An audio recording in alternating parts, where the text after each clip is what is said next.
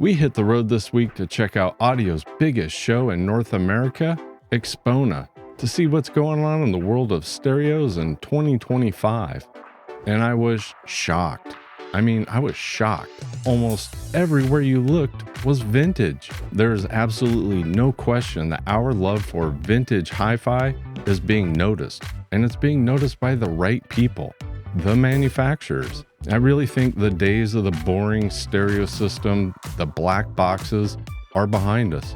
And I also really think that you and I, the vintage community, should get a little bit of credit for that. I've really got a lot to show you, everything from the actual real deal, real McCoy vintage stereo systems to a lot of new product that is definitely taking cues from the glory days of hi-fi. I got a couple standout products that really blew me away, and I want to share a big mistake I made. Hopefully you don't need to make it next year. I'm not going to make it next year. This is going to be a lot of fun. We had a blast at AXPONA 2025. Here we go. And this video is brought to you by skylabsaudio.com. T-shirts, hats, slip mats, products by Wharfdale, Cambridge, Rega. We really appreciate you supporting our small business here in West Des Moines, Iowa, and I thank you.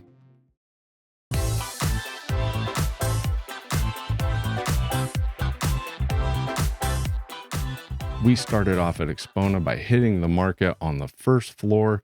This is a massive room filled with small mom and pop shops from all over the country to the biggest players, acoustic sounds, mobile fidelity. You've got records, CDs, reel-to-reels, cables, vinyl accessories. This is a room you can get lost in for an entire day. While this is definitely a fun place to be, a fun place to people watch, my nose smelled vintage. It smells like vintage electronics. It smells like home. Yeah, this is cool. Yeah, thanks for warning me about certain equipment that is so hard to repair. I'm a repair guy. Well, I see you guys are looking for a repair person too. Yeah. Yeah, it's brutal, isn't it? Yeah, I got more than I can handle. I do a lot of tape They machines. selling well for you?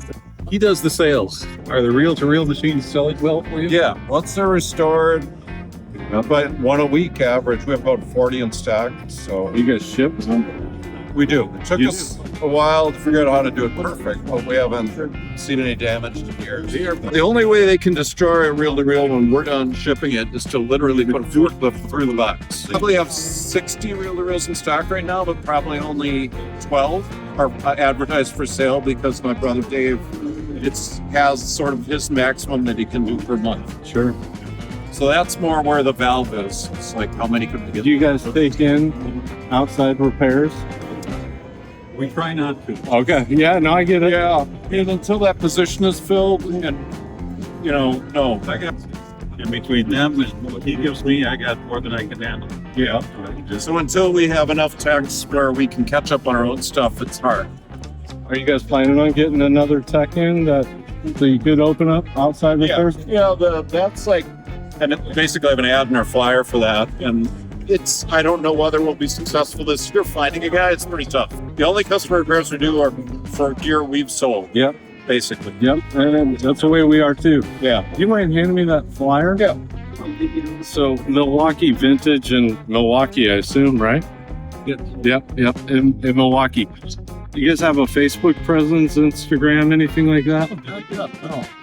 No social media yet. Are you pretty much just local then? I mean, as far as... No, we have a reverb.com presence. We have Okay. 900 items in there. Okay. About 50 new ones per week, so we ship about 200 pieces a month. Well, And then we have a big local clientele, just people we know.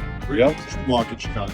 Okay, so definitely check them out on Reverb, because if you are looking for vintage equipment that's been serviced by people that know what they're doing... Seems I know what I'm doing.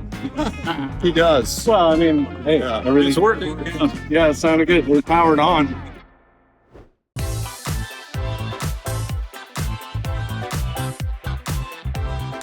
And after talking to Joe and Dave, we decided to go start exploring these 14 floors of new products. And this is where I made my mistake. And I don't think you could have a conversation at AXPONA this year without people talking about the elevators. What you want to do when you get to AXPONA, get on the elevator early, get up to the 14th floor, and then work your way down. Save the expo for the end of the day. There'll still be plenty there. There are just way too many people, way too many floors for the amount of elevators that are available in the hotel. You want to wear the most comfortable shoes you own. Doesn't matter how they look, who cares? Trust me, when you're sweating walking upstairs, nobody's going to be looking at your shoes anyway.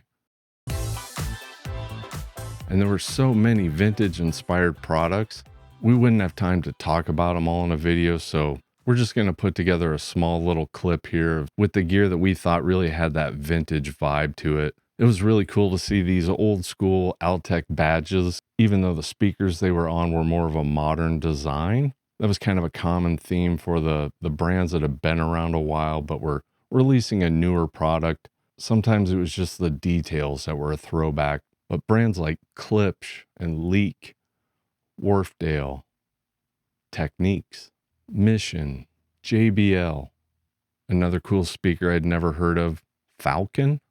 We got to see some of the throwback Yamaha designs. Advanced Paris had a huge presence at AXPONA. Cambridge Audio definitely had the Evo 1 front and center, and they should, because that is still an outstanding product.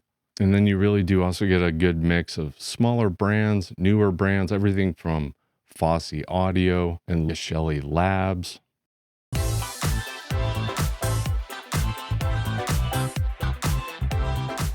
But I did have 3 standouts from the show this year. Maybe one of the coolest new products and taking an artist signature edition to another level. You know, we've all seen the Pink Floyd turntables, the Beatles turntables, but Revox had an Alice Cooper reel-to-reel. I could have sat in that room, listened to that reel-to-reel, and watched those reels spin all day long. Every single detail of this thing was dialed in. That is a very cool reel-to-reel. I didn't even bother to ask the price. It's that same saying, if you have to ask, it's too much money. I'm sure it was expensive, but wow. And it's just really cool for a company like Revox to put out a piece of equipment like that for that type of music. You know, when you think audiophile, you don't necessarily think Alice Cooper. I've never been to a stereo store, wanted to audition a set of speakers, and had the sales guy say, let's listen to Schools Out. But that's not the point. For that hardcore Alice Cooper fan, that's it. You need that. I'm not even that big of an Alice Cooper fan. I want it. And IsoAcoustics was doing a demonstration. And for those of you out there that stopped me in the hall, you got an earful about how cool that AB demo was. I think I must have told 10 people, you got to go to IsoAcoustics and check out the AB comparison they do.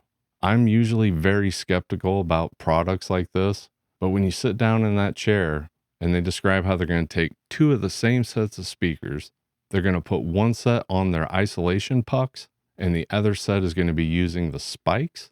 And then they go back and forth between the 2 sets of speakers. And you hear that soundstage open up as much as it does. Because when I was listening to the speakers with the IsoAcoustics under them, they got huge. And then as soon as they went back to the speakers on the spikes, everything just collapsed. And it wasn't just I think I hear it. I maybe heard it. It was a little bit different. It was significant.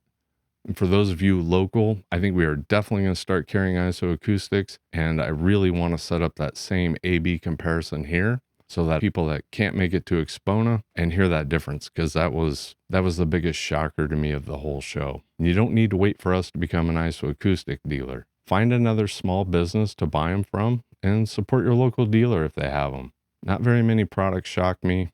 That one shocked me. And for those of you out there that are really into linear tracking turntables, and I completely understand why, there's a company called Thales, and I want to say Thales, but I'm pretty sure it's Thales. This is a company out of Switzerland that decided to take a completely different approach to solving the problem of intergroove distortion. And instead of making an arm that has to move with the record, the designer figured out this approach from his days of being a watchmaker, that 2 rods on a pivot could essentially track a cartridge from the outer grooves all the way to the inner grooves and keep that cartridge in perfect alignment. This is another one I didn't ask the price on. I'm sure it's expensive.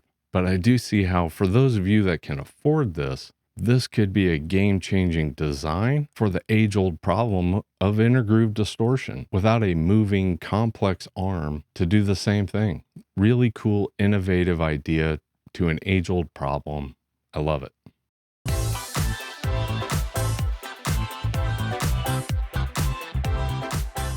And for those of you out there that might be thinking, you know, I am really into vintage, or I'm on a budget, I don't plan on buying any new gear, that stuff is way out of my price range, I've got to tell you, you still should go to AXPONA. There's something about being with that many like-minded people.